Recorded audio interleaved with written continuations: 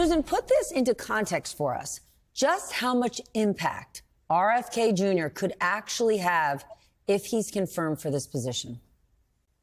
Well, Steph, look, I mean, one thing that's already happened is that Donald Trump and RFK Jr. have normalized yet another thing that should be taboo in our society, which is to attack some of the greatest and most significant public health victories of the 20th century, whether it is undermining public confidence in life-saving vaccines or talking about taking the fluoride out of our drinking water. What they're doing is essentially saying, oh, it's fine. We're going to usher in the golden age of do your own research on the internet and, don't trust things. It's really notable to me that Trump has done so not out of any apparent conviction, but really as part of a very transparent political bargain to bring in RFK Jr. and his supporters into Trump's remade Republican Party. Will RFK Jr. get confirmed? I think that's still got to be the default assumption when you look at this Republican Senate. At the same time, they only can lose 3 Republican votes, assuming that no Democrats vote for him. It's possible some Democrat or a couple Democrats could vote for RFK Jr.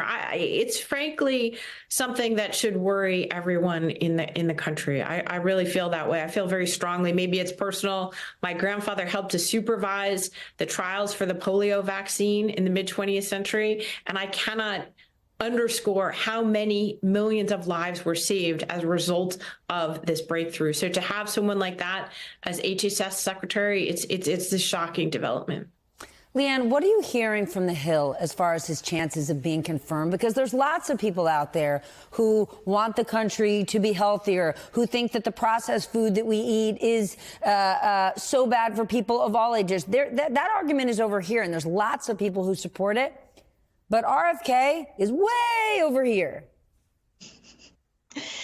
Yeah, so here's the thing with senators right now on Capitol Hill. Most of them publicly are not giving their opinion on what they think about these nominees. The hearings are going to be absolutely critical, assuming RFK makes it to that hearing process. And most senators are going to keep their powder dry until that. But privately, I will say there are a lot of concerns from Republican senators. On the one hand, there's the senators who are giving Donald Trump deference and are making the point that you just made, Steph, that there are a lot of people in this country who are concerned about the public health system, and that Donald Trump won with this mandate endorsing RFK, and so that he should be in a position in his cabinet.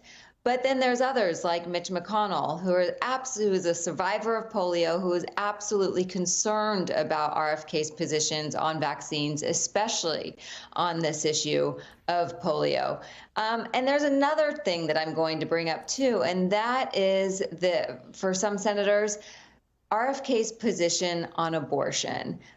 This has nothing to do with his positions on health and science, but it does have to do with what Republicans believe in.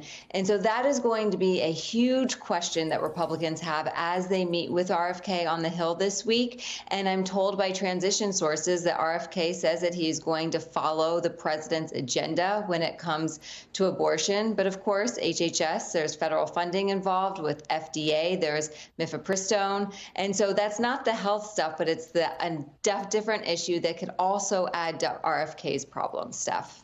McKay, Leanne talking about Mitch McConnell makes me think about RFK sort of devotees, because it's a very surprising group. New York Magazine kind of laid it out, saying that RFK attracts people like crunchy moms, paranoid Americans, and the chronically ill who have been lost or haven't found answers in the traditional medical realm.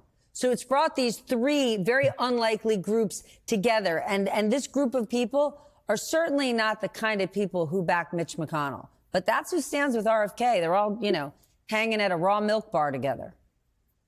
Yeah, well, that's what's so interesting about the RFK nomination in particular. There's a lot of coalitional awkwardness in the politics here, because on the one hand, Trump did show some real gains in 2024 among a certain type of voter, maybe disproportionately suburban, disproportionately women, who have a broad skepticism of the medical establishment, born in part from the COVID pandemic, school closures, vaccine mandates, et cetera, who migrated to Trump in large part because of his support from RFK Jr. And so, Trump is trying to cater to those voters who helped him win this last election. At the same time, I'm hearing from a lot of the same people Leanne probably is hearing from, which is that, on the one hand, you have Mitch McConnell, certainly, who clearly doesn't like RFK's position on vaccines. There's also quite a few pro-life social conservatives out there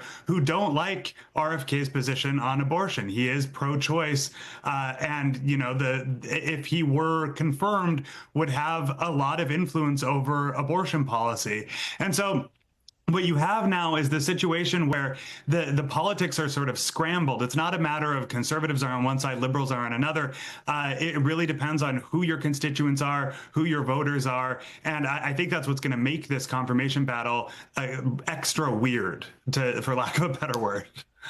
Susan, I want to go back to sort of what you were talking about and sort of the importance of the polio vaccine and others, because research has found that infant mortality rates are 40% lower because we have vaccines. I know right now RFK Jr. is trying to kind of square or sanitize positions he's had in the past or things he has said in the past.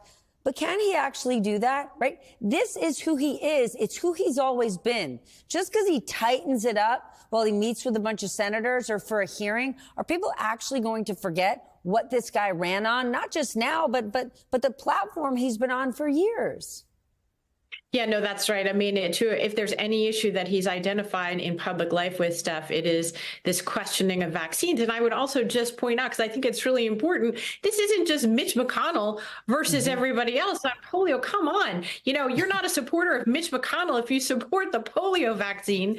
You're a Democrat, you're a Republican, you're somebody who is in favor of public health in this country. I think it really does a disservice to boil it down to the politics of this, or like, well, there's just this old guy named Mitch McConnell who supports polio vaccine. This is something that's made all of us safer, that has guaranteed the ability for us to send our children to schools all over the country and all over the world. This is an American innovation that led to millions of lives being saved all over the world. We were on the brink of eliminating polio in the entire world in recent years. This was a goal of the Gates Foundation. They didn't quite reach it. It would be such an incredible blow if RFK Jr.'s lawyer were to be able to succeed in something like this. So whether he shades his own record in some meetings with a handful of Republican senators, I just think I would underscore that in no way, shape, or form is the polio vaccine a partisan issue. And it would be a tragedy